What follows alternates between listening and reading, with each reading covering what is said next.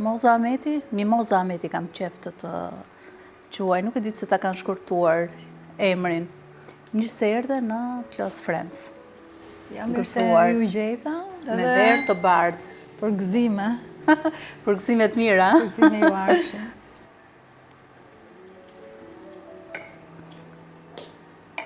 Tani më shpjego njerë këtë punën e emrit, se gjithmonë kam dashur të di pse e ke shkurtuar e pasere. Ta ka shkurtuar apo e ke shkurtuar? Unë kam shumë emra. Ke më shumë se sa këto dy? Po rrim ke emri zyrtar, që se tjerët janë familjar. Janë familjar, po në thua një emër që të flasin njerëzit e tu të afërt, që ka një kuptim. Bogja? Bogja. Cili është kuptimi? Apo këtë janë historia është tjetër dhe kuptimi i emrave është emrat që u vinë njerëzve zakonisht, s'ka në lloj kuptimi. Është thjesht një përkëdhelje. Po, bas përkëdhelje. Me që jemi të kuptimi, dëgjoj shpesh që njerëzit thonë jeta nuk pas ka kuptim. Për ty, ka kuptim jeta? Për mua ka kuptim jeta. Unë s'kam nevoj që të ketë kuptim, vetëm të jetë i gëzushme. Pse duhet pa tjetër që të ketë kuptim, të jetë gëzim. Të jetë gëzim dhe të jetë diçka që nuk e rëndon as tjetrit dhe as mjedisit, të jetë një gjë e gëzushme. Njerëzit jo më kote thonë këtë që jeta nuk ka kuptim, sepse ndonjëherë u ikën aq shpejt, koha lëviz dhe rrëshqet aq shpejt, sa ne nuk arrim do t'ja kapim kuptimin. E ke ndjerë ti këtë ikjen e kohës në mënyrë kaq frenetike, apo ti ke një mendje aq të mpret sa ti mund ta frenosh kohën kur do ti? Tashti njeriu mund të jetojë dhe jashtë kohës. Si ti mund ta kesh bërë? Unë shumicën e kohës jam jashtë kohës. Dhe sidomos kur njeriu është i gëzuar dhe kreativ, qaste që nuk më ka munguar, koha është infinit. Është shumë, do me thënë infinit, është e pandjeshme. Nuk është se shumë i gjatë, por sensacioni është shumë i gjatë dhe koha si pritje zhduket, bëhet e pandjeshme. Ti më pyete për kuptimin. Unë kam studiuar për kuptimin dhe mund të them që të kuptosh është të pozicionohesh logjikisht në një arsyetim që e ke përballë ose në një reflektim që e ke me veten. Kuptimi nuk është ndonjë mister i madh, është një pozicion logjik i cili është unik për secilin, pavarësisht se gjua është e përbashkët. Për shembull, ti më bë një pyetje, që a ka kuptim jeta? Dikush mund ta dëgjoj, mund të thotë që jeta s'ka kuptim. Ky është një pozicionim ndaj linearitetit gjuhësor tëndit. Dikush do thotë, po, me këtë pyetje kaq të rëndë nisi emisionin, a ka kuptim jeta? Do me thënë, dikush mund të thotë që Hamleti ishte ai që e shtroi vërtet këtë pyetje dhe gjeti vdekjen. Prandaj ndoshta s'duhet pyetur fare. Se ndaj gjeti vdekjen, se ngriti pyetjen të jesh atë mos jesh, të rosh atë mos rosh, siç e ka përkthyer Fanoli. Po është një problem që kuptimi bazohet në një logjik që është e trashëguar. Kuptimi nuk ndërtohet në sekond. Prandaj është krijimi, prandaj çahet korja e gjuhës, që të ndërtosh kuptime dhe perceptime të reja. Por nuk është kaq e thjesht. Do fuqi, kurse ai nuk e gjeti fuqinë, sepse fakti rëndoi mbi të kaq shumë sa që ai përdori mjetet e kuptimit që ekzistonin dhe krijoi një katrahur në pallatin e tij mbretëror dhe gjitha kjo nuk bëri gjë tjetër veç se që kuptimi që ishte të vazhdonte. Duket si lojë, si lojë mendimi dhe fjalësh. Por duket si lojë, po zgjuarësia është që kuptimi mos ta ndërpresi aq më tepër në mënyrë radikale jetën. Kuptimi, pra këtë se kam gjetur unë, e ka gjetur Luhmann. Qëllimi i kuptimit duhet jetë vazhdimi. Jo ndërprerja me thik, për arsye të kuptimit, se vetë kuptimi është strukturë. Është një strukturë e ndërtuar historikisht, evoluar bashkë me njeriu, por që kjo strukturë është gjithmonë pak a shumë dje, para një shekulli, para 1000 vjetësh, para 10.000 vjetësh, dhe problemi është që koha që ne jetojmë është gjithmonë tani. Prandaj, mjetet e dallimit, të cilat ndërtojnë kuptimin, sa efikase janë, mund të jenë aq edhe penguese. Dhe në këtë kontradikt është edhe, ose kontrovers, ose antinomi, është edhe lidhja e gjithë realitetit nëpërmjet kuptimit. Ne mendojmë që shoqërinë e mban shteti ose mbajnë strukturat e rendit, e mbajnë këto. Jo, shoqëria është e tëra e mbajtur në unitetin kuptimor. Për shembull, për ata që nuk e kuptojnë kuptimin e kuptimit. Se më kujtoja ministre e shëndetësisë tani që kishte bërë një që u bë virale. Po. E mundur edhe e pa mundur ato. Po. Nëse s'ka rëndësi. Ose ka rëndësi, ta bëjmë si ajo, po pak rëndësi ka, sepse gjërat sa do rëndësi që të kenë në fund fare s'kan asnjë lloj rëndësie. Dhe do duhesh të gjesh rëndësinë.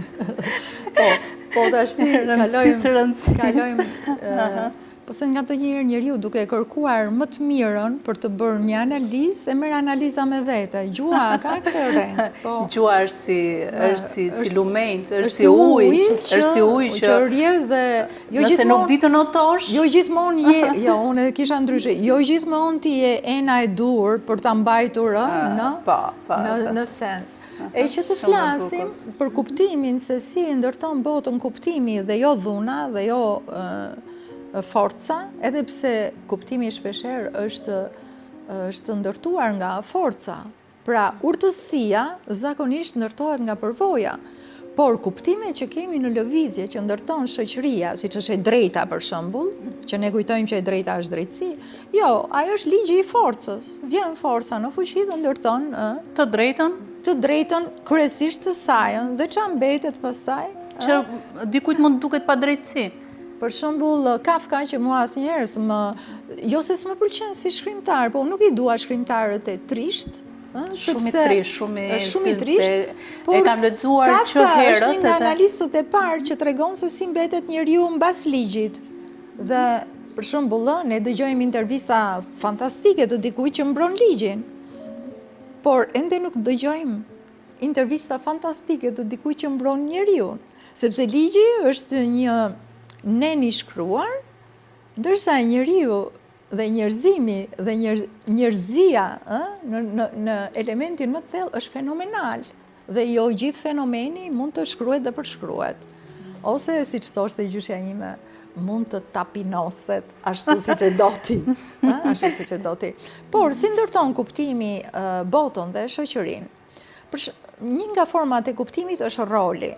Për shembull, sot në këtë intervistë, unë jam e intervistuara, kam marrë këtë rol, ju jeni intervistuesja. Unë për shembull, nesër do shkoj në universitetin tim dhe do jap mësim. Studentët do marrin rolin që quhet student, unë do marr rolin e lektores, pedagoges, profesores, zyshës. Dhe të gjitha këto unitete ndërtojnë sisteme. Mjeku vrapon, po mjeku nuk është mjek gjithë ditën. Ti nuk je gjithë ditën kjo që I thash ti. Pra, aspekti fenomenal dhe aspekti social janë brenda njeriut. Në krevat jemi një njeri tjetër. Kur ushqejmë ose kur duam macën, jemi një gjë tjetër, po gjithë ky unitet I gjërave është uniteti fenomenal ku pastaj roli është ajo që ti luan. Dhe bukur është që është rol, sepse në fundi duhet kuptojmë që jemi njerëz. Baza është njerëz. Por koncepti njerëz u hoq që prej revolucionit francez dhe u vu koncepti qytetar. Që e ngatroi qytetar, nuk e di pse. Po, kush nuk është qytetar ishte I përçmuar. Jo, po qytetar në konceptin e statusit, jo të origjinës. Madje, do me thëmë për një njeri që kishte vlera, u vendos fjala, ai është qytetar, është I qytetërum, është? Përdoret shumë rëndom edhe këtu. Por aspekti civil ose qytetar I një personi është një aspekt dhe do ishte e dhimbshme sikur personi tjetë vetëm aq. Për shembull, gjyshja ime, ose stërgjyshit nga babai, ose veshjet e kohës një jetese komune të stërgjyshërve të mi, japi një impresion të bukur tek unë që është tronditës. Domethënë, këto ditë për shembull kam parë dhe ke në muzeun MoMA, bile dhe Metropolitan në Amerikë, ke veshje shqiptare të një bukurie dhe të një shpirti që ka përcejnë bukurit për mua, ka përcejnë bukurit civile, edhe pse qytetërimi ka bërë gjëra shumë të bukura. Por, për shembull, që me që jemi prapë të kuptimi dhe të domethënia, gjua nuk është vetë kuptimi, gjua është mjeti që ndërton. Është pikërisht përvoja e pozicionimit ndaj gjuhës që i jep pastaj kuptim. Mund të marrësh një tekst dhe përvoja pozicionale e jotja, këto janë terma që po i krijoj unë tash, përvoja pozicionale sepse dua ta thjeshtoj. Po ti mbahesh për krijimin e fjalëve të reja dhe termave. Ke një përvojë pozicionale ndaj gjuhës që mund ta kuptosh tekstin. Përveç kësaj mund të kesh dhe vullnet për ta analizuar dhe e zhbiriluar. Po dikush për shembull është tërësisht indiferent ndaj tekstit. Pra, ose dhe ndaj shprehjes, ti thua diçka dhe tjetri është nul, nuk merr vesh, ose ti vetëm përshpërit se ke thënë akoma dhe tjetri në ajër kap sepse përvoja. E kap në ajër, pra, kur thon. kuptimi duke u zhvilluar dhe si përvojë, si studim, si trashëgimi kolektive në cilën ti merr jep, kërkon ato që quhen ndryshe reflekse, që ti e kupton dhe pa e thënë dhe pa, domethënë, je përtac sepse i di, je përtac. Dhe ndoshta kjo lloj përtatësie është një komoditet që e frenon njeriu që gjej kuptime dhe domethënie të reja, ngjehet komod në një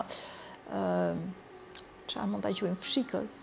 Bëhet një fshikës e kuptimore, edhe rrin aty dhe nuk çel, edhe ato në biologji kanë periudhën që nuk çel, derisa pastaj duhet. Kjo është interesante që shoqëria vetëm me goditje ndryshon format kuptimore, sepse njeriu është përtac. Po unë e mendoj ndryshe. Pikërisht civilizimi ka krijuar forma standarde që quhen ndryshe semantika, me të cilat edukohet, në të cilat nuk ka thjesht edukim, po mbi të gjitha ka ruajtje të pozicionimeve kuptimore, sepse ruajtje pozicionimeve kuptimore ruan në të njëjtën kohë aksesin ose fuqinë e atij që e ka në dorë kuptimin. Pra, nuk është se njeriu është përtac, siç duan t'ia lejnë dopjo gjashtën, por njeriu është në tension me tjetrin dhe me atë që ai e quan që më përfaqëson me shtetin, me këto, sepse në një farë mënyre zona e mbrojtur nxjerr dije që të mbaj zonën e mbrojtur. Nga pikpamja sociale po flas. Shumë e bukur. Të mbroj zonën e mbrojtur. Dhe këtu është ajo loja që pastaj që akuzojnë njerëzit që janë idiot, ose ignorant, ose budallë, ose që përdoret në të dyja palët. Ti shikon nivelin e televizioneve tona, të më falësh. Ne nuk na mungojnë fare ekspertët e fushave të ndryshme. Por shumë pak ekspertizë. Ne nuk na mungojnë biznesmenët, po dhe në botë po të shkosh për biznesmenët, po thuj se s'ka emisione. Dhe kjo ka arsye. Biznesmenët ndoshta ata janë njerëzit që krijojnë biznesin mesëm i vogël zitar. Pse nuk bëhen emisione, as për adoleshentët, as për biznesmenët? Po kjo është tani, vetëm të bësh një analizë për këtë, është jashtëzakonisht interesante të shikosh se si ndërtohet sistemi që të lë fush veprimi dhe pastaj mbledh kokrat, dhe një ligj për shembull antikorrupsion ose dhe mbledh gjithë. Për shembull në 40 can, se ndoshta këtu e shkela pak, le të shikojmë, s'ka mbaruar loja, le ta shikojmë. Po në 40 can, në emër të popullit u bën transformime të tilla që populli vetë nuk i kishte planifikuar as të ndërruar. Ose se kishte idenë. Pra, dhe çfarë ndodhi? Se çfarë ndodhte? Tani do ta bëjmë rezume se s'mund të themi gjithçka. do me thonë u dha toka, u morë shumë shpejt, u kolektivizua toka, u filloj prodhimi, pastaj filloj goditja ndaj deles, pulave, gjithë gjërave tjera, do me thënë që mund të mbanin jetën në një standard, sidomos 80-90 pikërisht kur ishte kapërcyelli që duhet bërë ajo, dhe që njerëzit po t'ishin mirë nuk do të lëviznin, ndoshta. Pra, shikojmë që çfarë është e gjithë kjo histori? Historia e mbajtjes ngurt të një tregu ose të një hapësire gjeografike në të cilën zbien dakord palët, por si Çirçja me atë shkopin, tak, që i kthente njerëzit në derra, paf, të prek edhe të ngurtëson. Kështu që më pëlqeu shumë rastësisht në Facebook një diçka që ishte për një indian i cili e kërkon lirinë në spiritualizëm. Dhe kjo është një kryevepër që ta kesh, që kur shembet kështjella jashtë, është edhe tendencë tani. Të kesh patjetër, spiritualizmi, meditimi. Sepse kur mbaron liria e aksionit dhe e veprimit, kështu thoshte dikush, unë du lirinë e aksionit dhe të veprimit, por edhe këtë e çmoj. Pra, midis këtyre dy lirive, në thonjza, se asnjëra as tjetra s'është liri, këto janë procese. Midis këtyre dy proceseve, se liria është një koncept abstrakt dhe sa më shumë ngarkohemi me to, aq më kot është e gjitha. Liria pra puna me marrëdhëniet, puna është në formë aksioni, po kur aksioni krijon tension, dhe tensioni krijohet pikërisht për arsye se zona e mbrojtur nuk mbron dot veten, sepse ai që ka aksion krijon një pozicion dhe sepse merr rezultatet dhe pozicioni ndryshon, pozicionimi i ri prej aksionit, ndryshon hartën edhe të kuptimeve mbi botën dhe të përfaqësimeve të saj. Pra bën një kulturë tjetër, një kulturë të re. Dhe në gjithë të loj, ku nuk ka asgjë në fundit për të ardhur keq. Ajo që është, pra, se kush e merr, kush humbet, kush fiton, e dhimbshmja është jeta njerëzore që është e pazëvendësueshme, se gjitha të tjerat, jo vetëm zëvendësohen, po edhe përpunohen. Një eksperiencë negative mund të shërbejë për të ndërtuar një sistem dijesh ose qoftë edhe një indicio që mund të jetë një gjë e mrekullueshme, por jeta ende nuk është e zëvendësueshme. Dhe nëse njeriu do arrinte ta rilinte veten së vdekurish, siç bëri Jezu Krishti. Po, ka teori konspirative dhe tani për simbolik, po në kuptimin fizik, e vërtet, po. Në fizik, atëherë besoj dhe penaliteti do ndryshonte gjithçka dhe njerëzit mund të propozonin njëri tjetrit, bëjmë një lojë luftash, siç bënin kur ishin fëmijë. Bëjmë një luftash. Se edhe po vdiqet do ringjallësh. Por kërkimi i sensit me që jemi ke kuptimi, lidhet shumë me integritetin e trupit, jo vetëm me integritetin e shpirtit, po të paktën me integritetin fizik të njeriut. Sepse kjo është pika kritike të cilën njeriu nuk ka arritur ende ta rindërtoj përveç se si dhimbje ose si iluminim për të pasur pastaj mjete vlerësimi mbi historinë e sensit të vetë. Dhe në këtë pikë, për shembull, jemi shumë borxhli ndaj gjithë atyre që në kohën e komunizmit hyn në përburgje, u shkatërruan, u vran dhe ndoshta janë të pashpërblyer jo vetëm financiarisht, por edhe nga pikpamja kryesorja është shpirti. Shpirti i tyre është ende i pa analizuar përse do me thënë vazhdimi i formës, që është elementi final i kuptimit është forma. Pra bota, nëse do të presupozohet si një formë, se kështu e presupozon Spencer Browning, ai anglezi i mrekullueshëm që s'ka shumë vite që vdiq gati 100 vjeç. Pra forma vazhdon. Puna është çfarë rrjedhë njerëzore humbet në këtë formë pa e realizuar ose qoftë dhe pa realizuar, që është kënaqësi jetosh dhe pa realizuar veten. Sepse ka shumë forma. E shijon më shumë veten, më duket. Nuk është ajo, por njeriu, do të thonë nuk ke shumë stres, më duket. Thelbi i jetës është vazhdimi. Çfarëdo thelbi që ti vesh tjetër është o social, o nuk e di, nuk e di se çfarë mund të vëmë tjetër përveç sociales, mund të jetë edhe kështu edhe erotika sociale është, po edhe çmenduria, mund të jetë edhe i çmendur e gjithë, po secili po ta pyesësh don ta vazhdoj, don të vazhdoj jetën. Dhe ata njerëz që ikin prej luftrave, etj, janë një pikpyetje në thelb, ose që bëjnë vetvrasje, larg qoftë, janë një pikpyetje shumë e madhe mbi sensin, sepse, domethënë, uniteti i gjithë kuptimeve ndërton sensin.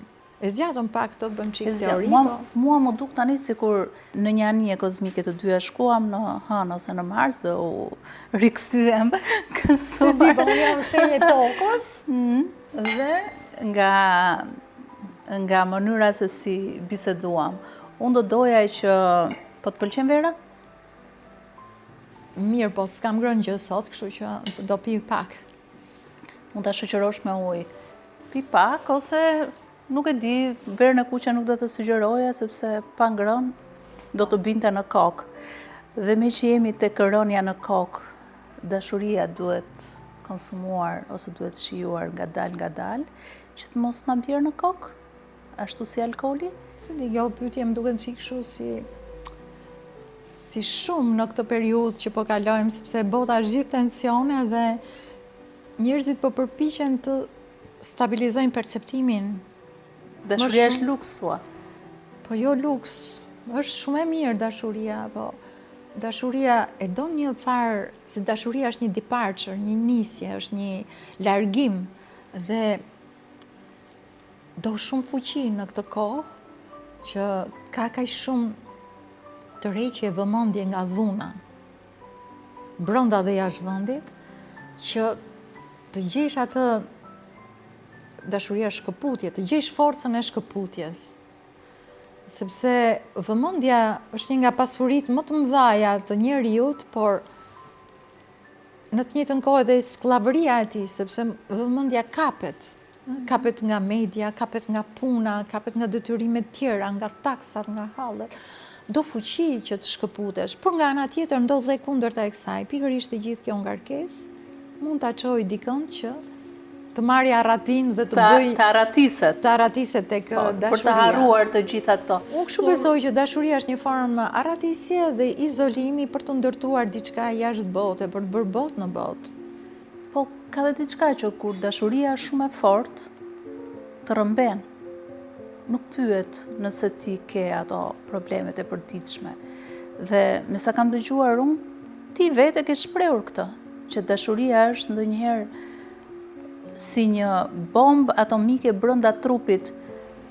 Ne po flisim apo ka ndryshuar për seksualitetin.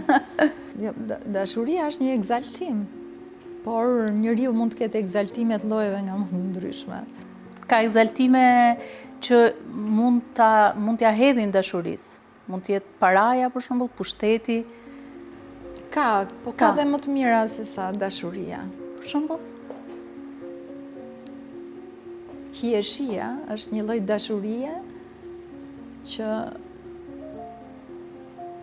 nuk mund të them që e kemi eksploruar thellësisht, po ka qenë traditën tonë hieshia. Dhe hieshia është një mbrojtje, njëherë është dashuri, po dhe mbrojtje nga dashuria në kuptimin ordinar të fjalës, është dhe mbrojtje.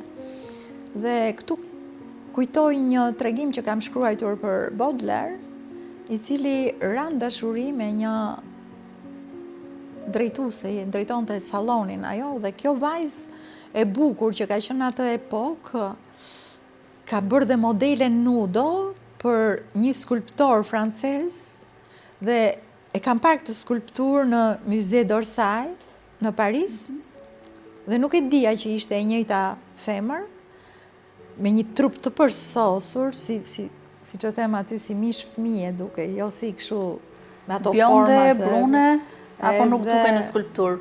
Nuk mund të thuash se mermeri është i bardhë. Por titulli ishte i bukur Pickimi i gjarprit. Kjo, po, Pickimi i gjarprit.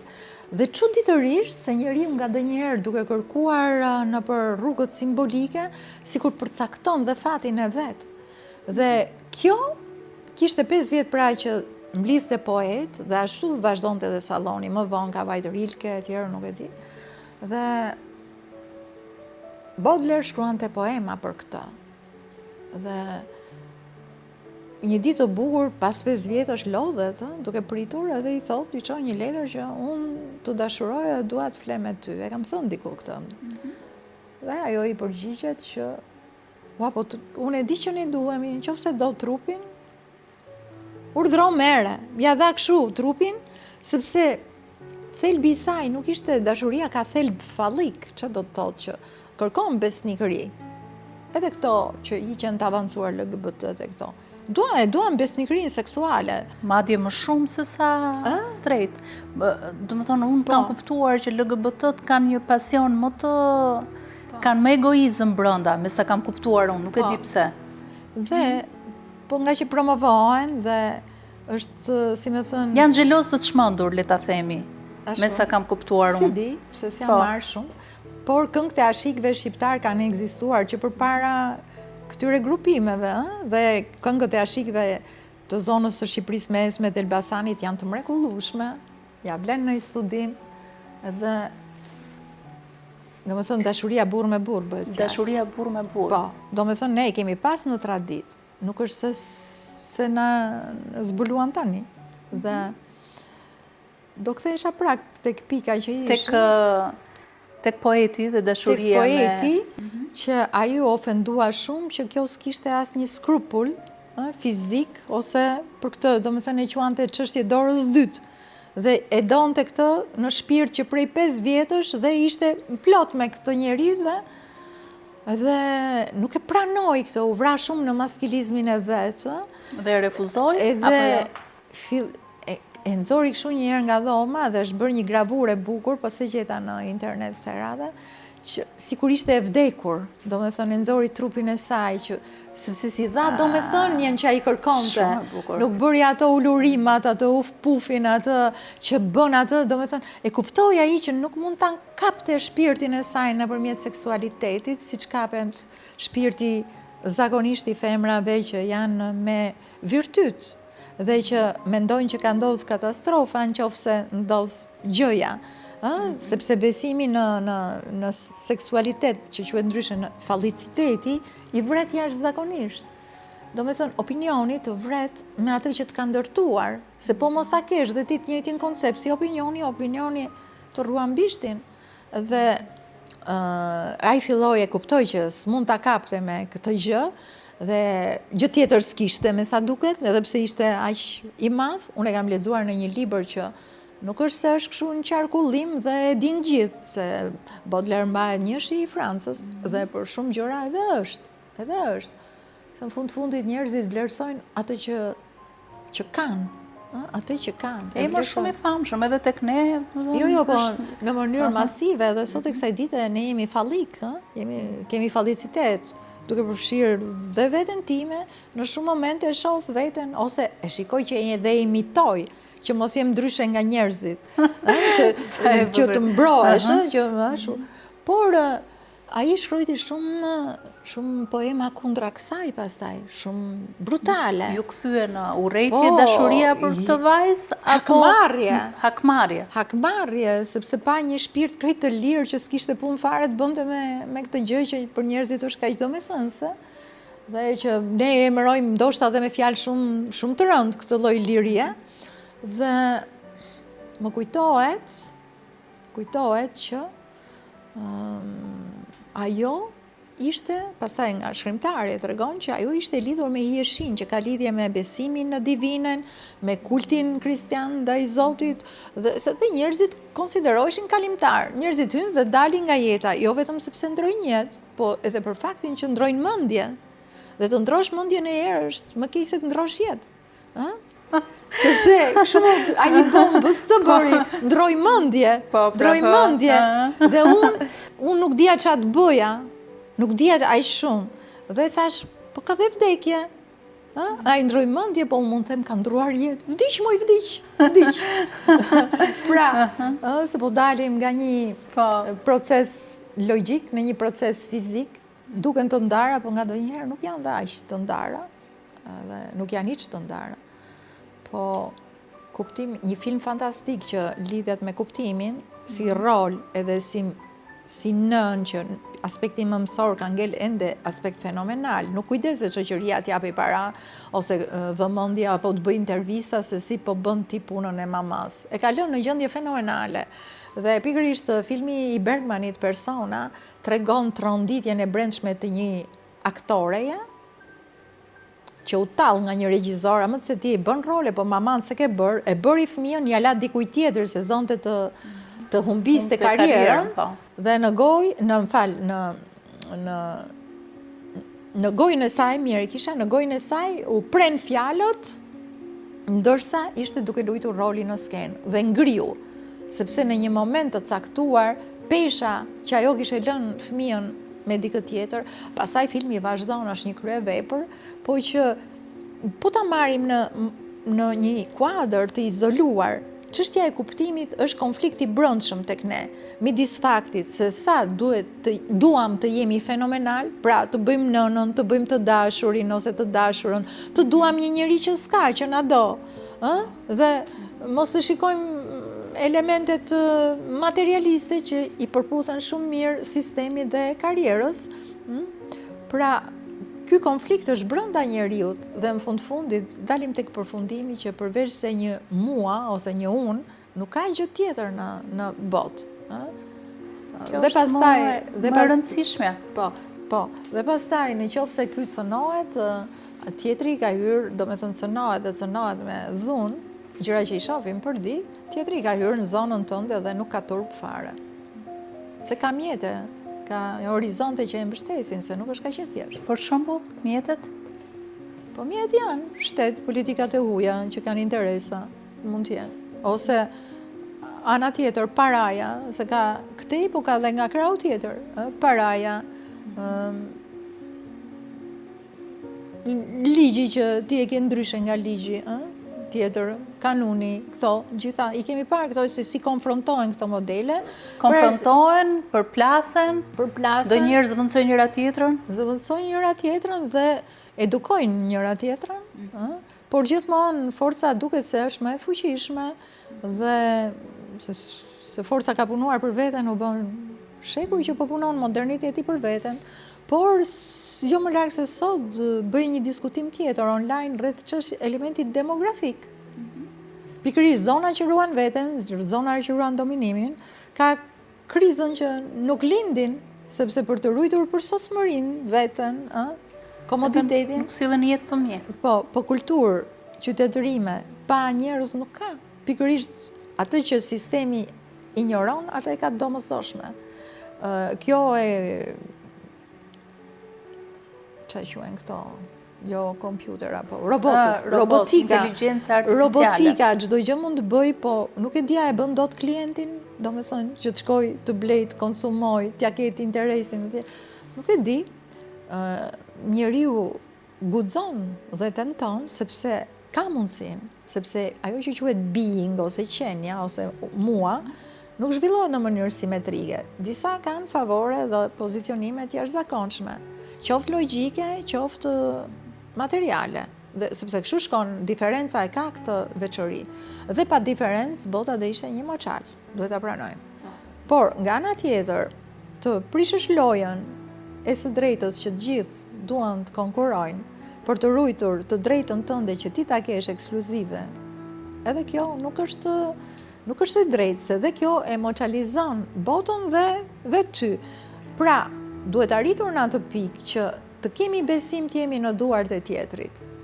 Jo vetëm në dashuri që po, kjo ka ndodhur. Shumica e grave historikisht kanë qenë në besim të burrave dhe e kanë gëzuar dhe pësuar të njëjtën gratë dhe fëmijët. Fëmijët njëherë janë historikisht në duart e tjerëve se janë të vegjël.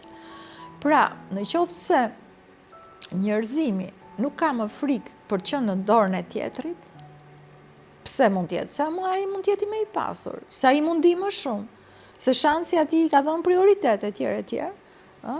Pra, në qoftë se nuk e ka këtë, njerëzimi vështirë do ta ketë gjithmonë, por çdo lloj jete është më e mirë, se sa mos jeta. Do me thënë që mos jesh fare. Do me thënë, kjo është e bukur kjo. Më mirë të jesh se sa mos të jesh, do thënë. Do me thënë, sepse Do me thuhet thënë, dilema e Hamletit. duhet luftuar për principe, për ideale, për që jo. Të vazhdosh të jesh është një mundësi shumë, shumë e madhe për vete dhe për tjetrin. Qoftë edhe në skamje, qoftë edhe në burg. Negacioni në modernitet gjithmonë është bërë brumi i informacionit dhe i pozitivitetit. Por, në qoftë se ti je pesimist, a i të merr me vete. Qoftë se ti je i fuqishëm, ti e përpunon dhe krijon me të një lëndë e cila është e vetmja që është informacion për shoqërinë. Pra, ne marrim informacione në shkolla, në familje gjitha, po për shoqërinë në total, këto janë gjëra të njohura. Shoqëria vetë merr informacion vetëm nëpërmjet negacionit. Dhe është e frikshme pse është kështu, se duhet ishte ndryshe, po tani për tani është kështu dhe nuk ka qenë gjithmonë kështu. Pse? Njeriu merrte informacion nëpërmjet nevojave të veta, si do ta gatuante bukën, çfarë do bënte me grurin për vitin tjetër, pra, të gjitha këto organizime, por tani ajo është e ngopur në mundësira. Dhe duke qenë e ngopur në mundësira, ajo luan me negacionin, deri në nivel për shembull që kam dëgjuar, ndoshta është edhe për rrallë, po 70% e ushqimit hidhet vetëm që mos shitet poshtë çmime në botë, kupton? Pra, ngopja është në të njëjtën kohë dhe një lloj marrëzie, ngopja, por nga ana tjetër them që edhe me marrëzi njeriu do ngopet.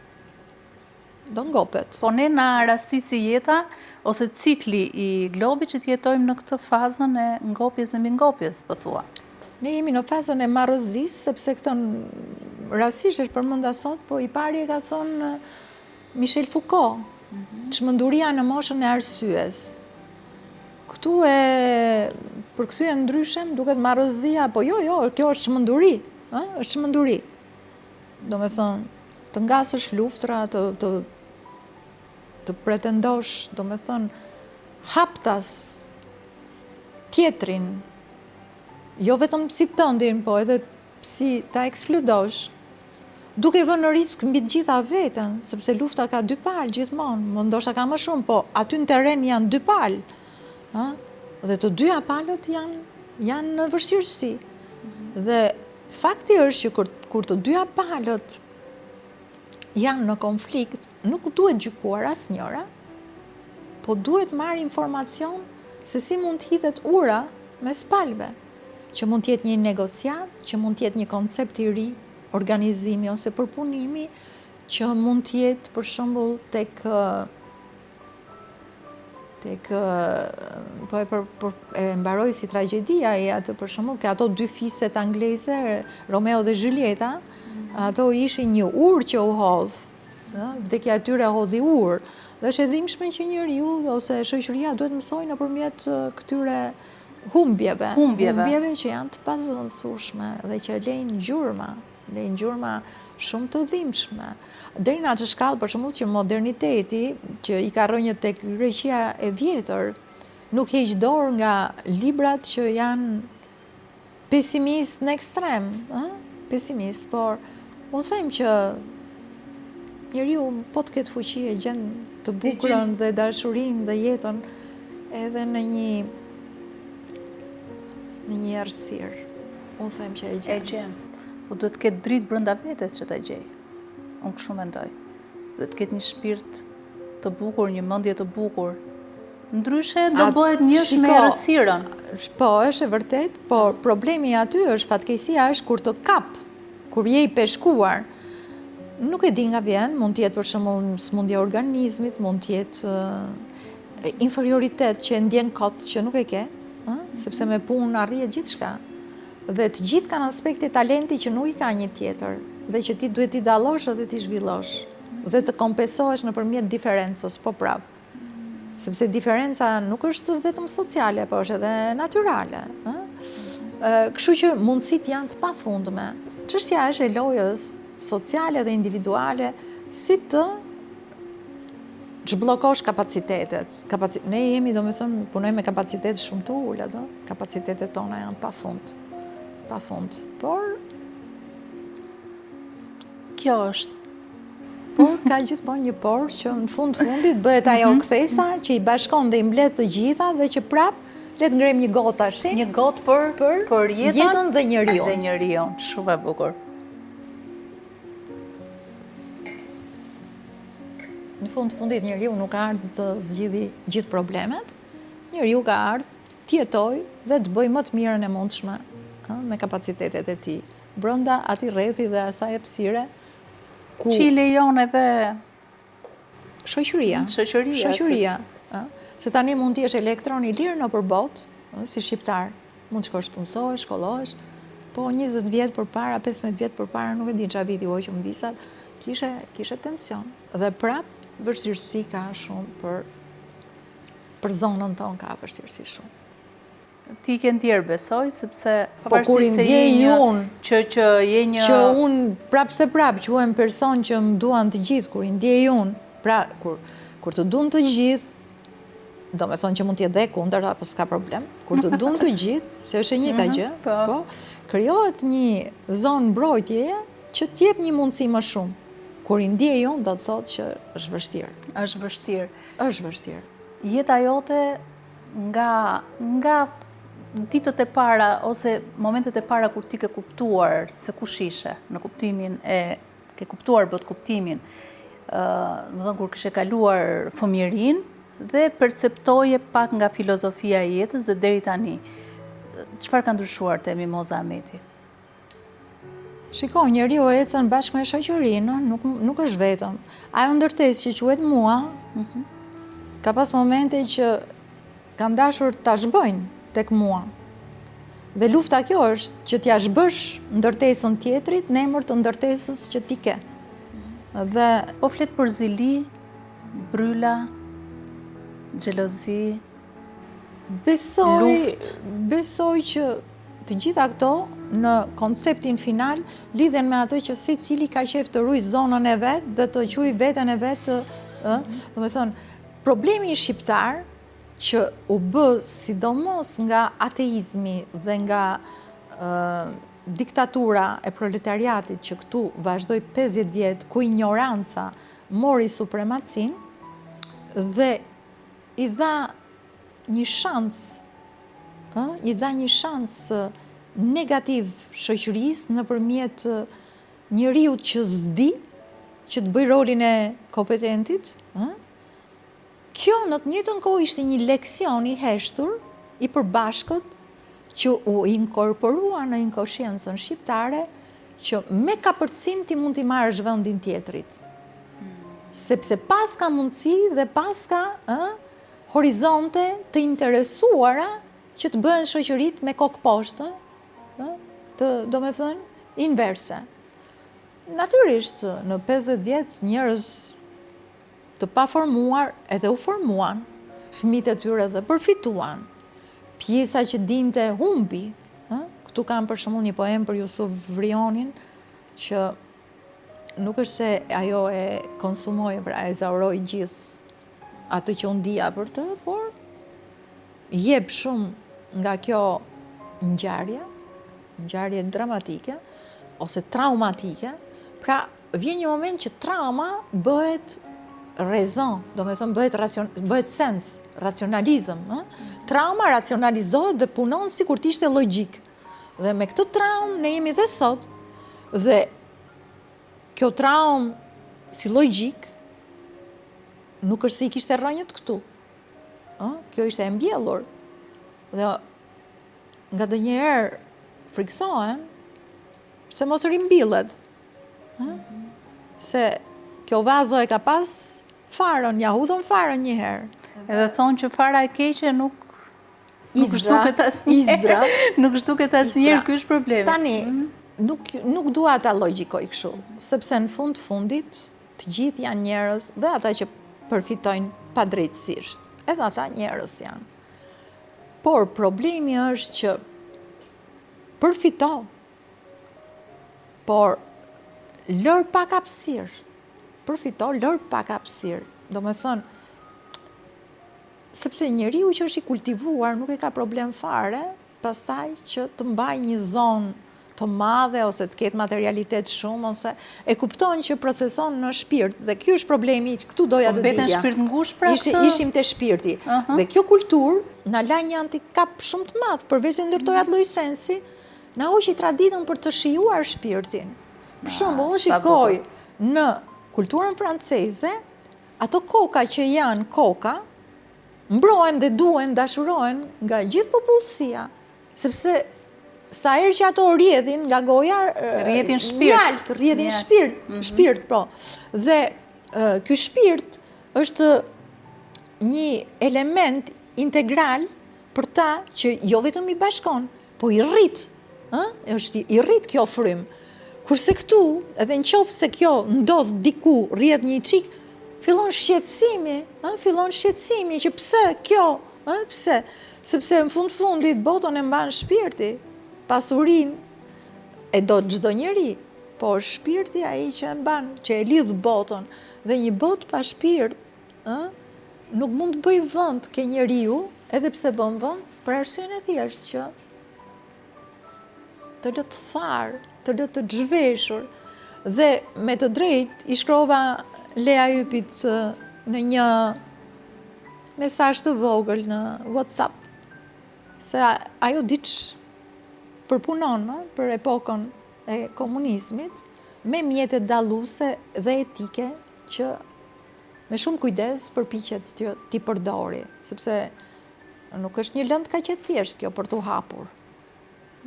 Sepse ka horizont të parë, të dytë, të tretë, të 10, të çon ke revolucioni francez e tjerë, të çon ke format e dhunës edhe të ndërtimit të setapeve me projeksione e tjerë. Dhe i shkrova që duhet menduar që në atë kohë të gjitha palët nuk pati asnjë palë të lumtur për mua. Unë nuk e besoj që ajo palë që e kishte pushtetin ishte e lumtur, absolutisht, nuk më rezulton fare. Çfarë mendon se ndodhte në atë territorin e ish-bllokut? Të gjithë flinin me frikën për nesër, Po nga kush kishin frikë? Nga përmbysja e sistemit? Apo nga armiqtë e padukshëm? Tani, unë nuk mund të bëj historianin. Jo, po sepse shkurt domethënë si mund unë mund të them që për mua ato ishin apo nga vetja e tyre, nga hijet. Ato nuk erdhën në traditën e pushtetit në mënyrë graduale, të natyrshme, pa. Ato u mbollën dhe dora që i mbolli nuk e dim. Ata vetë janë sistemi, çdo njeri, thot Luhmann, është një sistem vetë referencial, do me thënë ka referencën e vetë, rjeton brenda lëkurës së vetë, pavarësisht se unë votoj dhe më prezanton mua ai ose ajo. Unë jam unë, çdo që të prezantoj ai ose ajo, unë jam unë. Prezantim unë i them kur bëhet një votim kolektiv për një çështje dhe debatojmë hapur për të gjithë dhe themi, kjo do bërë kështu, për shembull, lufta në Ukrainë nuk ka pas ndonjëherë një referendum se çfarë bëhet, por vazhdon me prezantim, riprezentim, prezantim, dhe këtu në një riprezentim kur bëhet fjala për intersistem, se nuk jetojmë në sistem që prej ndoshta dhe përpara revolucionit francez, nuk jeton në intersistem, bota gjithmonë ka qenë në ndërvarësi. Por tani kjo është krejtësisht e dukshme dhe efikase, që je në ndërvarësi. Atëherë referenca që prezanton, çfarë prezanton? Prezanton lokalen apo intersistemin ndërnacional? Sigurisht të prezantoj intersistemin, sepse ai është parsori. Aty ndërtojnë brigjet e raporteve makro. Dhe gjithmonë kjo po bëhet më evidente. Sa më shumë që shtohet tendenca për të ruajtur hapësirën. Çka bëhet për hapësirë? Për hapësirën e aksesit dhe dominimit. Po, dominimit, po gjithçka duhet filluar nga individi tek shtetet. Këtë po them. Por shpeshherë, për shembull, individi mund të luftojë dhe kundër vetes duke luftuar kundër shtetit, sepse nuk e di.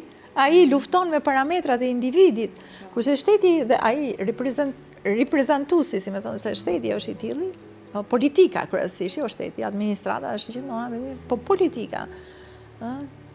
Pa hyrë në, pastaj kur hyrë në administratë politika e tjerë, do të thotë tensioni është maksimal, po politika është në intersistem dhe kontradikta interesante që unë kam zbuluar kohët e fundit, unë e kam ndjerë, gjithë e ndjejmë, është midis civilizimit, ka një kontradikt midis civilizimit dhe njerëzimit, sepse njerëzimi ecën me një vonesë ose me një latenci, quhet ndryshe kjo vonesë, e cila nuk e kap dot shpejtësinë e procesit që quhet ndryshe civilizim, nuk e kap dot. Dhe ka një lojë shumë interesante. Ne akuzojmë për shembull njerëzit që oligark ose këto ose politikanët e fjala më e përdorur në Shqipëri. Po, ne akuzojmë. Tani Duçja nuk ishte oligark, po ishte një pushtues. Se në fundit një oligark që është një pushtues që merr drejtat e tjerëve. E ndërtoi gjithë rrugën kryesore të Tiranës, po se mori dot me vete. Nuk e shijoj. Kjo do ndodhë edhe me oligarkët që po komentojnë. Të gjithë këto, unë i quaj që janë viktimat e procesit, që i merr procesi, janë viktimat e procesit, edhe pse janë njerëzit që çmenduria është bërë sens. Kupton, kur bëhet çmenduria sens. Por kjo nuk vjen vetëm nga ty, po vjen dhe nga tjetri, se as tjetri nuk të jep garanci që do të trajtoj si veten. Dhe në qoftë se do ndodhte kjo gjë, që negociatat do binin në urtësi, që të veshin ligjet barabarta për gjithë njerëzimin, duke ruajtur diferencën, po duke u kujdesur, duke kthyer sensin e dijes nga vertikal në horizontal, që të kujdesemi njëherë për shpinë njerëzore, nëse do ndodhte kjo, atëherë kapacitetet do rriteshin, por do ndryshonin dhe strukturat e drejtimit, nuk do ishin më këto që janë. Këtu është problemi. Si cili don të dali nga vejza dhe nuk qel dot. Don të dali, po dhe pa qelur nuk rri dot, sepse... Dhe në këtë dyzim zhvillohet jeta. Njerëzit po kthehen dhe ndaj formave qetësuese. Për shembull, ti nuk operon dot një gjë, nuk po dal në terma, po duke përfshirë dhe veten time, unë hyj ato njerëz që nuk i bëj dot operacionet e mia siç dua dhe kur duhen. Këtu flasë edhe në lidhje me shoqërinë, pra jo të gjitha, po një pjesë të mirë nuk i bëj dot. Atëherë filloj dhe reflektoj. Reflektimi i parë është qetësimi. Duhet të ndahem nga problemi që kam dhe të gjej formën e parë, forma qetësuese. Kjo është një mënyrë që e ke gjetur vetë apo nëpërmjet të gjithat formave të meditimit ose çfarë? Jam nga ato persona që e kam krijuar vete, por edhe po dhe ndoshta e kam shkatruar, dhe e kam dëmtuar, dhe e kam rikonstruktuar. Procesi i restaurimit vetes nuk mbaron asnjëherë. Bile ndonjëherë nuk mbaron edhe pasi ti ke ikur, sepse për shembull Kadariu përpoq të restauroj veprën e vet sa ishte gjallë, po historia mund t'i japi të drejtë disa elementeve konstruktive paraprakje që i kishte, ndoshta i kishte më të mira, mund t'i japi. Kështu që dhe rikonstruktimi i kuptimeve nuk ka fund, sepse, si që thot për prap Luhmann, trupi vdes dhe shpirti nuk vdes. Pra, por shpirti shkon në një trup tjetër. Jo, flasim për shpirtin simbolik që ke lënë pas. Por ka një risk, në qoftë se shoqëria nuk e merr simbolikën tonë dhe ta analizoj, ajo është, si të themi, një artefakt i vdekur që rri aty, po se ka prek njeri akoma, nuk e analizon, por zakonisht kurioziteti njerëzor, edhe kur nuk vepron në nivel sistemi, vepron kështu me familje, me grupe, me individ, si cili ka diçka në sepetin e vet që i quan të shenjt, dhe që me të drejtë kërkon ta bëj qendër në një moment të caktuar kur i jepet mundësia. Pra, momenti i parë është tërheqja. Sepse ne, kur jemi në aksion, jemi të përfshirë. Aty nuk e ndjem kohën, nuk e ndjem veten, përfshirja është gjëja më e lehtë dhe më e bukur nga një anë, sepse je ndërtues. Në moment, kur them ndërtues i gjitha fushave, në momentin kur ti ndjen që procesori jot po kufizohet, atëherë do të riqesh, që të riqesh nga dhimbja. Domethënë, për çfarë duhet dhimbja? Dhimbja s'duhet për asgjë. Fillojnë mendimet dhe kohët e fundit, meqense tregu global është i hapur dhe meqense webi është gjeografia bashkëkohore e re, dhe meqense fal sublimimit dhe gjeopolitikave arritëm tek liria e lëvizjes, që është liria fundamentale dhe elementare që duhet ketë çdo njeri në botë, e drejta e lëvizjes lirë. Mendoj që duhet të reorganizoj veten për të hyrë ndryshe në treg. Mendoj që ky kancelim mund të ketë të bëj edhe me genialitetin që unë kam dhe nuk e kam çelur, duke asimiluar zonën e komfortit që kam. Nuk e ndjerë vështirësitë, që ta themi më konkretisht. Nuk e ndjerë ti vështirësitë këto kohë, në momentet që po flasim. Po tash s'mund t'i them gjitha, po. Po, çfarë mund të thuash? Po për shembull kam emisionin televizor. Po. Transkultur. Transkulturën jam në një moment kiçi, nuk ka qenë era parë që jam në këtë moment. Ose kisha dëshirë për shembull të bëja një bashkëpunim me një radio-televizion që është i Kosovës, po në Gjermani. Dhe befas politikat e jashtme e izolojnë relativisht Kosovën në emër të diçkaje që unë as i kam hyrë që ta sqaroj se çfarë. Të gjitha këto janë kufizime të vogla, por që janë edhe të mëdha. Po ta këtu mendosh. është me fuqia e Budës, që këto janë asgjë. Kjo është fuqia. Do me thënë, u s'duhet t'i bëj leksion njerëzve që janë prekur këto kohë nga probleme nga më të ndryshmet. Po fuqia është në çmontimin e kuptimit si dhimbje. Çmontoje. Ndërtoje kështjellën në shpirt. Fillon nga fillimi.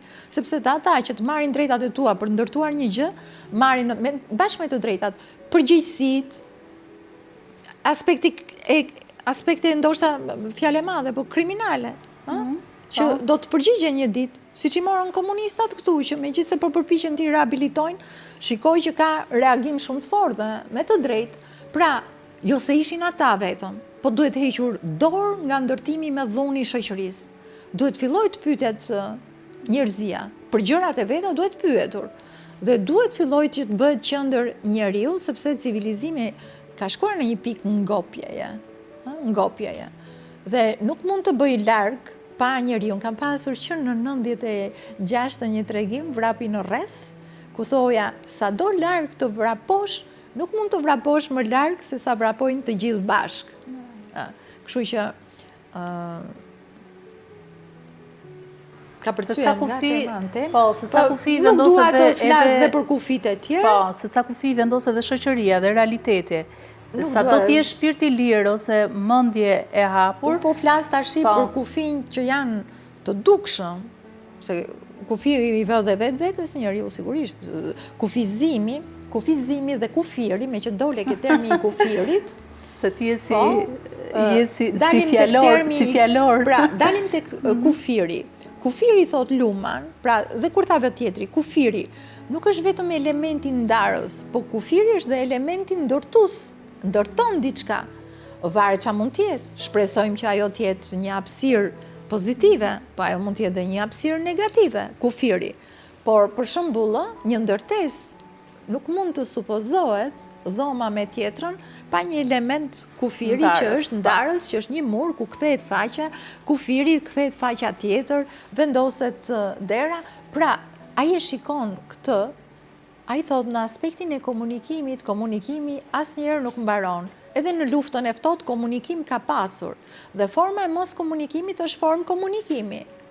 Për shembull, në një çift ka dy mënyra, ose për tu radikalizuar, ose për të mos komunikuar. Dhe në mos komunikim krijohet domethënia e diçkaje që ka ndodhur, nuk është në rregull, etj. Dhe si me thënë, sublimimi i asaj gjëje ose drejte që ti do ja kërkoje tjetrit në mënyrë të heshtur e bën atë të mendoj dhe ndoshta të reflektoj edhe më mirë. Dhe këtë e kam dhe në aspektin letrar.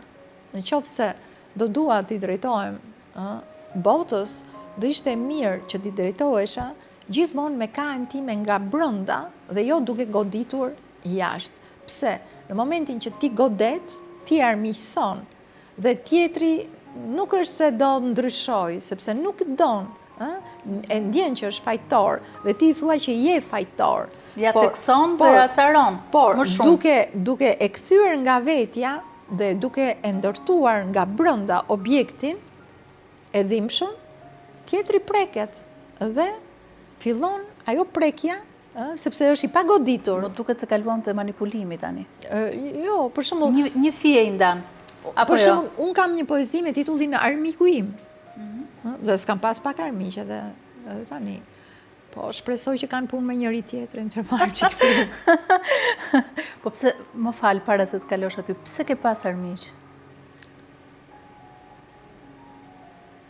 Po tashti, të tham që kufit, do me thënë, kufiri që Të kanë pasur frikë për këtë që ti je, të kanë parë si dikush që... I bjem shkurt, se cili Po. do të mbroj zonën e vetë, kaq, dhe kalojmë. Tani, për shembull, unë kam poezinë Armiku im, dhe aty them, ti je dashuria dhe jo urrejtja ime armiku im, pra unë mund t'i kthesha edhe ndryshe. Kam dhe poezi tendencioze, sepse modeli i Frankos, i rezistencës së poetëve në kohën e Frankos, solli shumë reagim në poezi, shumë tendencë, shumë thirrje, një vokacion dhe u bë dhe si mod. Pra, shkrimtari duhet i shpëtoj modeleve dhe modës.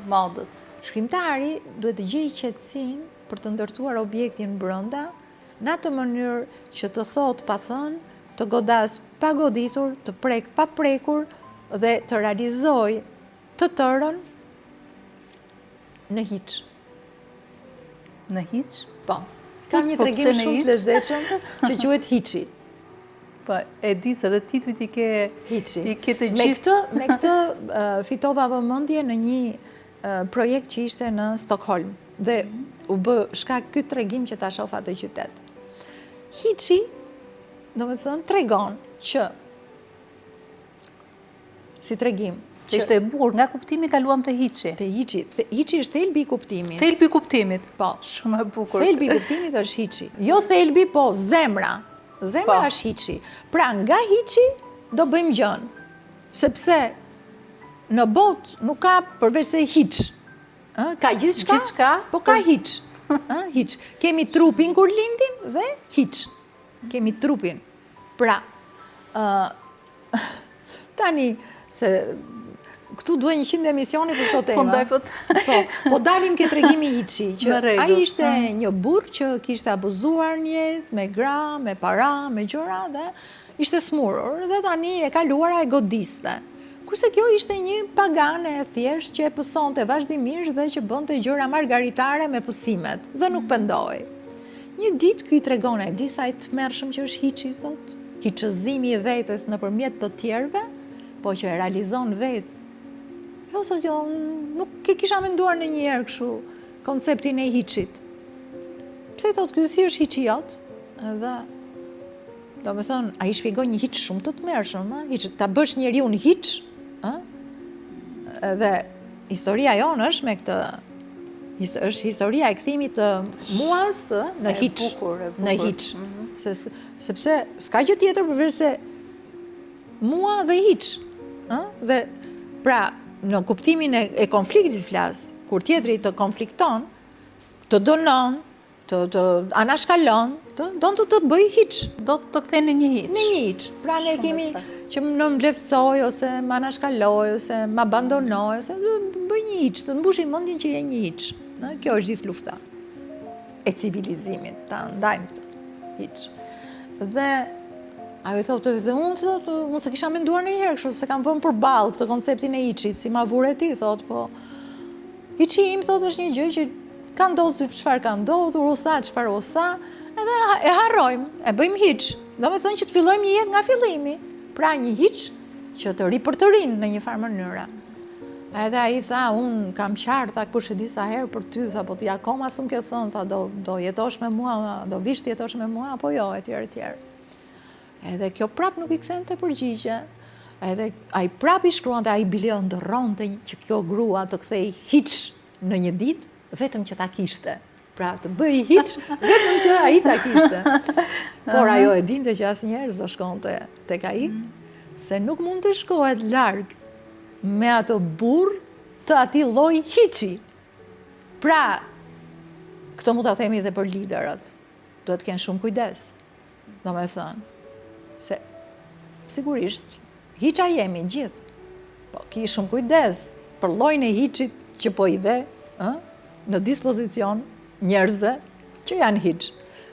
Domethënë, që i konsideron hiç, se sigurisht një lider, një strateg jeton gjithmonë në linja shumë të larta, ka takime ndërkombëtare, automatikisht marrja e një roli të tillë që pak nga pak shndrohesh në një personazh mitik kur je në një pozitë sociale që përcakton hapësirat e lojës,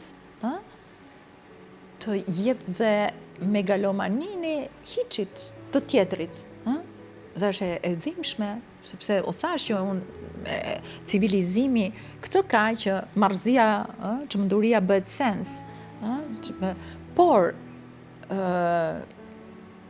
për shembull, edhe përpara Budës, unë ndjem një hiç. Edhe përpara Taos, unë ndjem një hiç. Ndoshta edhe përpara Mondafshit të menduarit të Jusufrionit, unë ndjehem e vogël, pra mund të jetë një lloj hiçi. Po përpara një lideri? Më fal, por natyra e hiçit të këtyre personave që janë si burime, është shumë e dashur. Kurse natyra e hiçit që vjen nga diktatura është shumë e tmerrshme. Dhe padrejtësia nuk është tek hiçi, padrejtësia është tek tmerri, se në fundit çdo gjë do shndrohet një ditë në hiç. Askush nuk i ka rezistuar kohës dhe hapësirës, nuk i ka rezistuar në mënyrë eternale, edhe s'ka për të rezistuar. Por në këtë pikë violenca e hiçit ndaj hiçit, se edhe ai që e bën hiç është, se s'kishte pse ta bënte, pra violenca në mënyrë të dhunshme, pra domethënë ka violencë që vjen nga drita, si më thënë, po nga revolucioni francez që i dritave, po dikush po pra Facebook kam filluar t'i vënë mendje, thoshte që ato thoshin që Inkuizicioni ka bërë shumë krime, por gjithë krimet e Inkuizicionit janë, domethënë, të fesë, kristiane, siç mendohet, nuk e di mirë. Nuk janë as aq sa ato të një dite të revolucionit francez. Pra, duhet kemi parasysh që ndonjëherë nisemi për të ndriçuar dhe djegim, si ajo foto, u dojsh se kishte shumë dritë, u dojsh se kishte shumë dritë. Shumë e bukur. Dhe Holderlin ka bërë një poezi fantastike për Robespierrin, ku tregon se si drita e tij solli aq humbje jetësh, dhe ndoshta kur njerëzimi një ditë të dalin në breg ti do kuptohesh, pra i jep dhe dorën, shumë gjeneroz, ja jep dorën Robespierrit. Por në të gjithë ujërat e ndërtimit të poezive, të poezisë dhe të vargjeve për të, përshkruhet pikërisht dhimbja për dhimbjen që shkaktoi ky revolucion. Mos a ke një këngë ti në mbretërinë e xhuxhave, po në mbretërinë e gjigantëve, ose në këtë mbretërinë e gigantit, këtu në Shqipëri, si po duket jeta? Po tash ne nuk kemi pse t'ja dedikojmë mbretërinë tonë një personi, se mos harrojmë që janë dhe tensione ndërkombëtare që tensionojnë ose horizonte që e tensionojnë ose shtrojnë tapete njërës të kuqe për njërën palë ose për një tjetër. Edhe siç e kam thënë gjithmonë, në këtë kushtet e një kompleksiteti i kaq të madh global, ne nuk e dim ku e kemi interesin. Nuk e gjejmë dot. Sepse logaritmin për këtë, duan apo s'duan, e kanë ato që me cilët merren. Unë kam logaritmin e poezisë, për shembull, po që është shumë i çuditshëm dhe që s'më pyet as më, po ato kanë tjetër gjë, kështu që nuk mund të përcaktoj sonte. Por ajo që është e drejt për drejt dhe që unë mund të them, etika qytetare, edhe pse qytetare kam rezerva, sepse pikërisht kjo lloj etike po ndodh nga civilizimi, nga ligjet e civilizimit, etika njerëzore nuk duhet i mungoj askujt dhe në asnjë nivel shoqëror dhe në asnjë raport. Etika është thelbi i mekanizmit që lëviz bindjen, bile edhe kur s'ke të drejtë e pranon tjetrin, për arsye se të është drejtuar në mënyrë etike. Kjo ishte. Po çfarë do të themi tash? Nga delirium tek libri yt i fundit, që lidhet pikërisht me civilizimin. Tregimet e civilizimit është një aventurë shumë e bukur. Unë e shkruajta atë në ngacmime me hakerat. Jam shumë e hakeruar, besoj se vazhdoj. Por dhe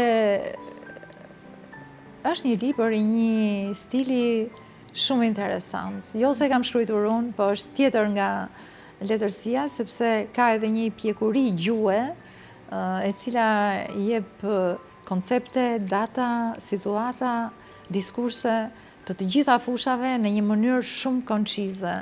Siç ka thënë një gjerman, është një prozë e shkruar, shkurt, me koncizitetin maksimal, më të lartë dhe e një niveli të një letërsie first class, për tregimet. Por kam pasur dhe një roman shumë interesant viteve të fundit që bëri 17 vjet për të shkruar ai pak nga pak, Tutori, që është romani i Powerit, subjekti njerëzor në kohën e fuqisë të Powerit, një rreth aty digresionesh ku koha dhe hapësira marrin zhvillime kaq të çuditshme, se si fenomenalja dhe socialja, se si puisanca, se nuk i kemi fjalët, fuqia e njeriut subjektive dhe power i ndërlidhen në atë mënyrë të tillë, sa që i vjedhin energji njëri tjetrit dhe mund të i grabisin dhe dashurit.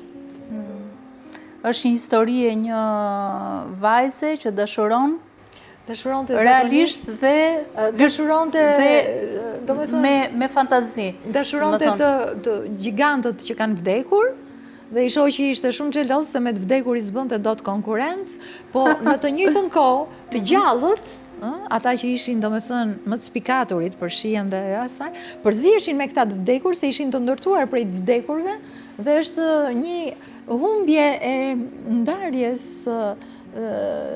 së botëve, të botëve, dhe kjo tregon që shpirti është i përjetshëm dhe është po ndërtuash i gjithmonshëm, varet vetëm a e merr apo se merr ti në përdorim, madje nga ndonjëherë edhe për një konstruksion tregimi që është shpirt, që e kam haruar ta shkruaj, krijon gjithë rrethanat që konstruksioni të dali dhe të më thotë, "Ej, ke harruar të më shkruash, më kujtohet." Prap, është shumë e çuditshme, pra shpirti është një mister që unë nuk e kam eksploruar në ato thellësi që të flas me bindje të qarta për të. Për shpirtin. Patjetër, dhe kam një tregim për këtë, që takova një grua në Francë me një libër të madh të kuq, edhe që e ndoqa. Edhe më tha, "Ky është libri i shpirtit." Po unë për shpirtin shkruajnë gjithë, i thash. "Jo, zoj," tha, "libri i shpirtit," tha, "dhe shpirti është një gjë tjetër," tha. "Unë kam vendosur jetën që ka ngelur t'ja dedikoj," tha, "vetëm njohjes së shpirtit." Dhe në këtë pikë, prandaj them që do bërë shumë që të kesh integritet, që t'jesh një ndërtesë që nuk bie dhe po ta shemë ndërtesën, se kjo po ndodh kudo në përbot, jo vetëm këtu, do shumë integritet. Dhe integriteti arrihet nëpërmjet shpirtit. Dhe prandaj besimi dhe divinja ishte e rëndësishme, jo sepse ishte mit. Sepse natyrisht dhe aty kishte mit, po kishte realitetin absolut në këtë mit, që jetën, ushqimin hapsinor që lidh trupin, që të man të lidhur, që quhet bindazh, ajo lidhje, ta jep hapësira. S'ta jep dot njeriu s'ka arrit të krijojë një njeri. Nuk e bën dot, nuk e bën dot. Kështu që ne po konsumojmë tema që nuk janë në mirëfilli art, po që kanë shumë të bëjnë me horizontet e artit, po. Doja, meqense i ke shkruar dashurisë, që herët, që tek delirium, edhe në vazhdim poezitë tua janë filozofike, kanë shumë shpirt, me që po flisim për shpirtin, kanë shumë fjalë të reja, si duket sikur kanë lindur nga shpirti yt, nga mendja jote. Dashuria të ka vrarë ndonjëherë, Moza? Apo të ka shëruar? Dashuria është dhe përgjegjësi. Kur s'ke fëmijë, është krejt ndryshe kur ke fëmijë, ose kur janë rritur fëmijët, është krejt ndryshe kur nuk janë rritur fëmijët. Pra, kur dashuria përzihet me strukturë, që është përgjegjësi ditore, është tjetër gjë komplet. Prandaj, po të flisja tani, do flas krejt ndryshe nga çdo flisja atëherë. Dhe natyrisht, lëndimet janë më të mëdha kur ke përgjegjësi për të ndarë me tjetrin dhe që je edhe ndorë tjetrit. Ndërsa kur je vetëm, vujtjet janë, po mund t'jenë shumë thella, po është dhe kënaqësi që të vuash. Sepse vuajtja është kënaqësi. Po të vuash për dashurinë është një luks shumë i madh që ti ja lejon vetes, sepse po mos ja lejoje s'vuan. Po dashuria është rudimenti i fundit që i ka ngelur njeriut modern, pra të dush një person dhe të doj ty. Sepse njeriu modern po shkon drejt një vetmie dhe drejt një dashurie që është shumë e madhe ndaj vetes. Dhe nuk don që të konsumohet ose që të vuaj për tjetrin. Është e mira, po e keqe kjo, nuk mund të them, janë të dyja. Për shembull, unë në këtë moshë, që është një moshë pa moshë, sepse ndjem gjithmonë e freskët, kur më lejojnë përgjegjësi që të kem zonë për vetes, edhe unë kam shumë ngarkesa. Dhe s'është e drejtë që të kem kaq. Po në këtë pjekuri letësoja, unë kam një dashuri ose një eros me hapësirën që është i jashtëzakonshme. Gjithmonë e kam pas të cilësinë e erosit që përkthehet me besim është për atin, për gjithçka që të krijon, ose perenia, se kjo është femërore, nona. Perenia. E përjetshmja. Do me thonë, e kam shijimin e një agimi, një dielli, një dite, por gjithsesi vetja ka peshë. Dhe ndarja e kësaj peshe me një njeri, qoftë edhe kështu sa për të mbarur atë çengelin, për tu kap anija, se dhe anija që është anija do një spirancë, do një bord, një liman ku të pushoj, qoftë edhe se njeriu është krijesë virtuale, mentale, qoftë edhe këtu në tru, është e mrekullueshme. Është e mrekullueshme. Dhe do ja uroja çdo njeriu që të ketë një liman ku ta prej pak shpirtin e qetë, qoftë edhe kur s'ka mundësi fizikisht, po të paktën mendërisht. Në këto momente kam dëgjuar disa intervista që ke folur për një sakrificë dashurie. Dhe më ka bërë shumë përshtypje realisht mua personalisht. Unë nuk e di nëse do e bëja një gjë të tillë. Dhe nuk e di me sa duket këtu krahasohen shpirtrat për masat e shpirtrave, se kush e ka shpirtin ekstremisht të madh. Ndoshta është merit, po ndoshta s'kisha opsion ose mundësi tjetër. Ndoshta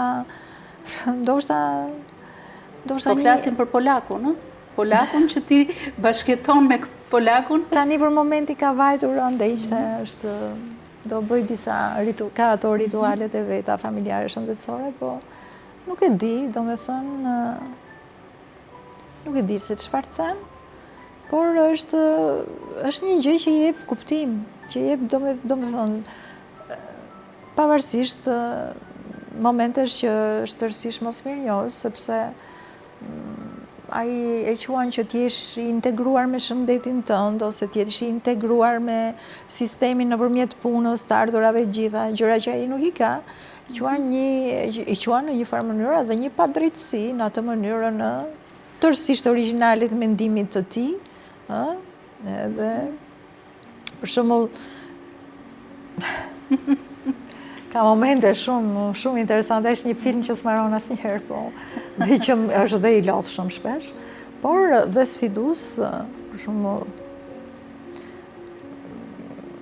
ti mund t'i çosh një dhuratë ose kështu, edhe ai të bëj një ofezë kështu të lehtë me lezet që, ku e gjete me i fjalë, qa ke boj që e gjete. Sepse hynke ato skeptika, se mos më ta the me fjalët e tia. Do me thonë, si është puna e kësaj, ku flet zogu.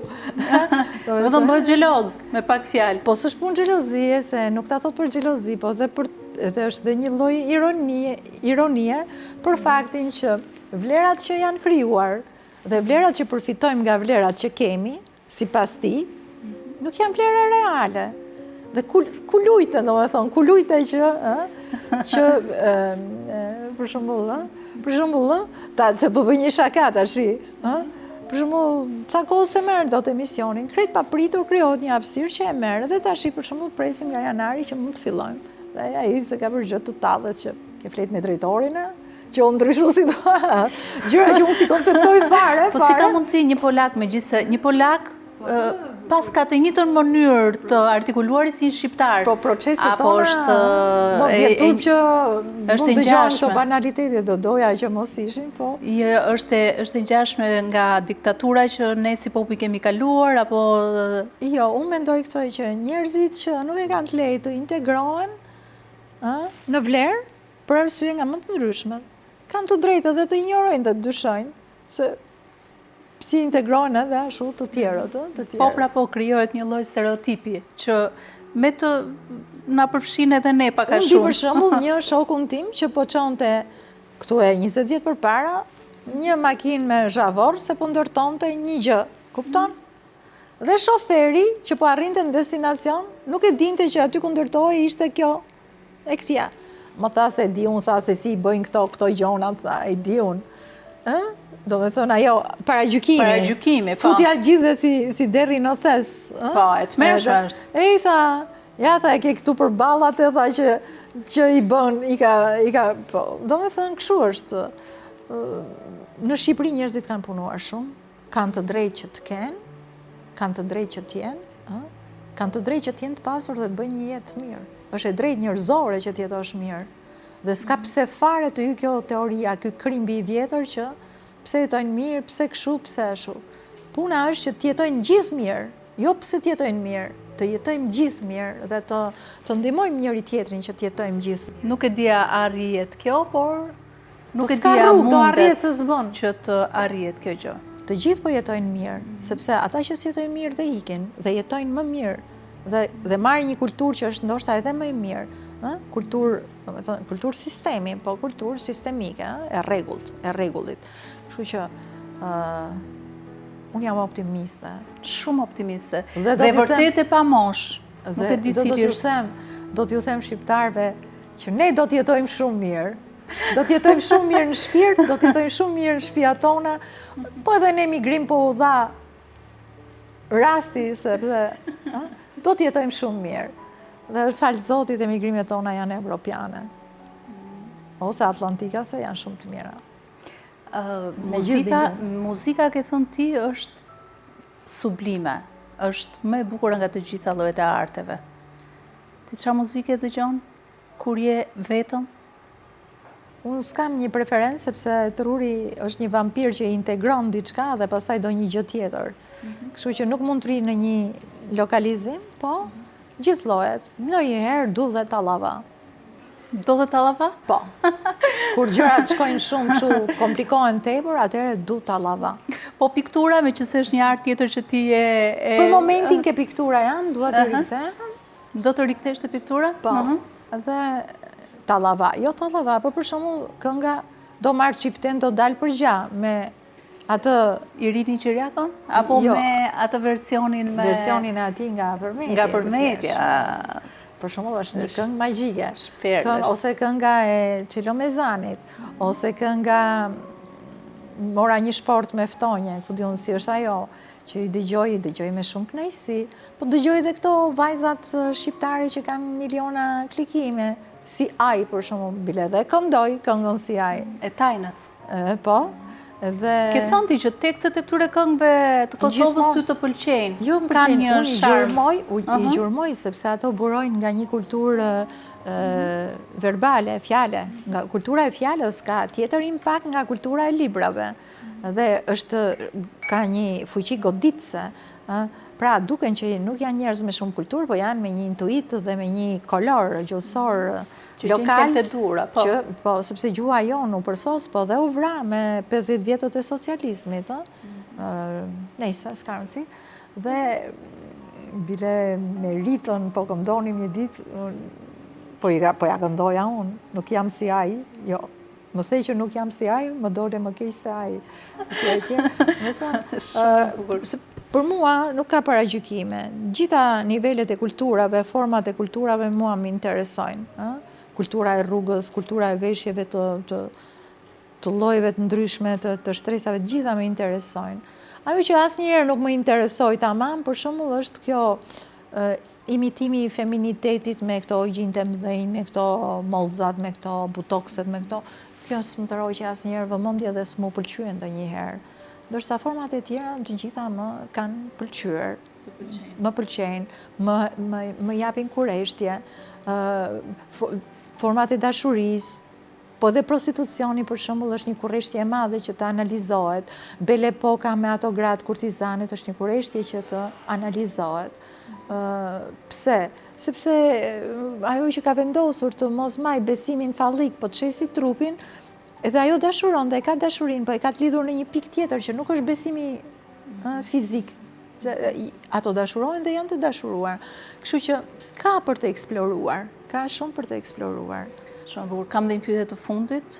Fare, e di që i pëlqen shumë macet, kujdesesh për to. A macet nga kanë marrë shpirtin. Po, fiks të kanë marrë shpirtin. Sot sa shumë punë që kanë. Ti ke bërë koloni macesh, më duket. Po jo mi, s'kemi bërë koloni, se ato lindja jo, po i dhash ato të vegjlit, po më marrin shumë, kanë marrë shumë kohë. Macet i do, po me gomarin që keti si qënje? Pse e thua këtë, s'kam gjë. Po, ose të pëlqen, ose s'të pëlqen. Ose uren, ose e do. Nga i zirni këto, se kuptoj. Nga një poezi, pra. Po, ajo është poezi shumë e bukur. Shumë e bukur. Që je gomar, kjo është diçka që duket. Dhe gjo. E ti pse të pyeta, sepse është bërë një video viral e Adi Krasës, që është rikthyer, ku ai të pyet para shumë vitesh. Dhe ti ke thonë, ku t'ja dedikuar këtë poezi? Edhe ti thua një miku tim, Edi Ramës. Dhe tani, e ardhur në kohë... Kjo poezi është shkruar për një njeri të asaj kohë. Po, pra këtë po theme, për një njeri që nuk përfaqësonte sistemin. Sepse kjo është një super ngarkesë, edhe sigurisht, po e ngarkove shumë, ai hedhë vicklën pastaj, ai që përmende ti. Unë po flas për atë njeri që kam njohur, që ishte super sensibël, që kishte një intuit dhe një largpamësi, flasim për marrëdhënie njerëzore, jo në nivel sistemi, flasim për të vogla, që kishte shumë admirim për poezinë time, një krijesë mjaft e bukur dhe e pëlqyeshme nga gjitha femrat e kohës. Domethënë, një njeri që tha për Enver Hoxhën diçka që më tërhoqi shumë vëmendje, më bëri për të qeshur, pavarësisht se unë asnjëherë nuk kam qenë kështu që ti kategorizoj, po e tha dhe duhet ta rithem, sepse tani dalin të tjera versione. Tha, na skuqi si rus, na zverdhi si kinez dhe na nxiu si shqiptar. Këtë e ka thënë. Këtë e ka thënë. Dhe ky guxim për ta thënë këtë gjë në atë kohë që e tha, çau koren e gjuhës. Pra, e bëri këtë gjë, që e çau koren e gjuhës, pavarësisht se unë qysh atëherë nuk kam qenë ndonjë entuziaste për ta gjykuar këtë si krijuesin e asaj që ndodhi. Unë mund të them që ai për vete ishte një viktim e lëvizjeve që bëri. Domethënë, peshkohesh, përfshihesh, kapesh, izolohesh, ngordh. Dhe kjo është fati i civilizimit, domethënë i njeriut politik në civilizim. Njëjtën gjë i ndodhi Napoleon Bonapartit me gjithë famën, vdiq në një ishull, njëjtën gjë i ndodhi Ali Pash Tepelenës, ju prej koka ju çuan në atje, njerëz pra që strukturojnë dhe mendojnë që janë të lavdishëm dhe krijojnë struktura e tjerë, po që konsumojnë, absorbohen nga sistemi dhe ai i nxjerr. Dhe në fundit të gjithë thash që në fillim, që në kryet radhës që ikin nga kjo botë, sepse bota vetë e kthen veten në hiç për të ristartuar, për të filluar. Por, pra, temporaliteti quhet kjo, përkohshmëria është për të gjithë. E dhimbshme ta mendosh, po fuqia e ndjenjës është e tillë që mund ta jetosh për jetësinë sa je gjallë. Unë e kam një gjatësi ndjenje të jashtëzakonshme kur e kam, dhe zakonisht jetoj me këtë. Ashtu, qoftë e artikuluar, qoftë e pa artikuluar, qoftë e vetëdijshme, qoftë e pa vetëdijshme, e kam këtë kënaqësi. E falenderoj gjithçka. Jo, vërtet je e bekuar. Pra, atë poezi dhe në atë kohë, dhe ja kam lexuar dhe ai ka thënë që s'ke përshkruajtur ndonjëherë poezi më të bukur se kjo. A pse ja ke lexuar atëherë Edi Ramës poezinë? Ishim në një kontekst që ai e pa atë kur ishte në dorëshkrim. Dorëshkrim. Para se të publikoj librin Delirium, po. I ka vlerësuar në mënyrë të jashtëzakonshme. Këtu nuk do t'ja haj hakun. Por kur njeriu futet në proces përfaqësimi, është një ngarkesë komplet tjetër, një njeri komplet tjetër, dhe unë se gjej më atë që kam gjetur, sepse të rish me ato lloj detyrash, me ato lloj agregimi, pavarësisht se e bën mrena linjës apo jashtë linjës, agregon forca dhe fuqi të jashtëzakonshme, zotja ham këtë merit. Pavarësisht se vetë sistemi redukton veten dhe në reduktimin e vetes reduktohen njerëz. Këtu është gjenia, këtu do të dali gjenia e tij, nëse vërtet ka ngelur. Sa do rezistoj midis intersistemit, që ja bëm presionin me rrugët, i gjen ai rrugët, ambalazhon intersistemi di gjithmonë, dhe gjenis këtij për të rezistuar intersistemit, për t'i dhënë hapësirë atyre që e votojnë dhe që besojnë. Pra, është çështje e evolucioni jo vetëm personal, po edhe sistemik. Po duket sikur sistemin e ka ai në dorë. Unë nuk jam për politikë sonte këtu, unë jam për tjera gjëra. Askush nuk ka në dorë gjë në procesor. Procesori është më i fortë se gjitha palët. Dhe këtë, jo për këtë personazh që e analizoni, po ktheu i çik se çfarë ndodh me personazhet e tjera politike kudo në botë, po tregon që procesori është në të njëjtën kohë edhe një digestus, si fjala shqipe, të shtrëngon, të ha, dhe s'është e drejtë. Unë do ndryshoja disa gjëra nëse do kisha në dorë. Për shembull, çfarë do ndryshoja? Të gjithë njerëzve që i ke dhënë për një farë kohë, kudo në botë, në një botë që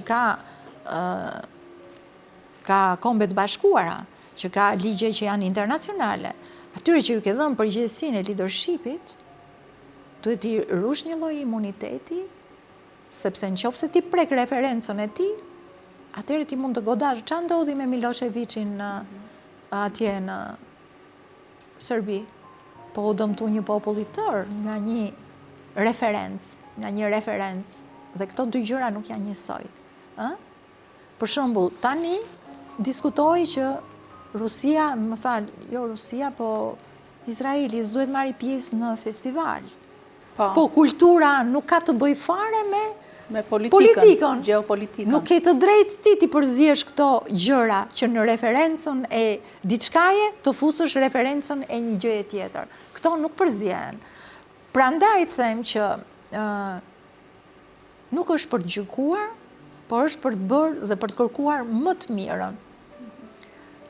Dhe natyrisht, ai që kërkon të drejtën e vet, do të thotë që s'ka portë tjetër përveç se ke porta e të drejtës vet. Ai që se kërkon, thotë, s'po e kërkoj. Do gjej një portë tjetër. Për shembull, Jusuf Rioni më tha, unë nuk kam ndërmend të rri tha mas dyrve që të marr pronat e mia. Dhe gjeti trokiti një portë tjetër, shkoi në Paris, bëri përfaqësi në UNESCO, takoi gjithë miqtë e vet, etj. Pra, nuk duhet gjykojmë. Ata që gjykojnë, me sa duket janë të shtrënguar që të gjykojnë. Unë sonte këtu jam për dhënë dashuri dhe nuk dua të gjykoj asnjëri. Jo, patjetër. Tani, me që ti ishe poetesh dhe ishte piktor, ti bëri një poezi, edhe një, Edi Rama të bëri ndonjë piktur, edhe këtë, dhe e mbyllim, dhe bëjmë gëzuar. Ai më dha mua gjën më të mirë që mund t'i jepet që mund t'i jepet një gruaj dhe një pikture, më dha besimin. Më dha besimin për atë që unë po ndërtoja.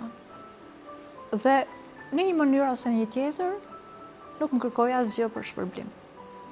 Moza më bëri përshtypje kjo xhaketa jote, shumë e bukur, po më duket si xhaketë meshkësh.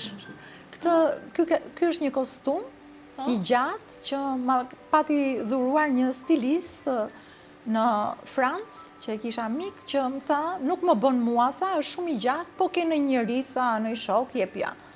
Edhe unë desha t'ja dhuroj polakut, dhe ti thash, këshu, ma ka dhuru, qa thutimi, tha, dhe vesh unë dha gjaketat e dashnorëve tu, po së shë vërtejti, tha shumë se më shumë dhe, po jo, më tha, që...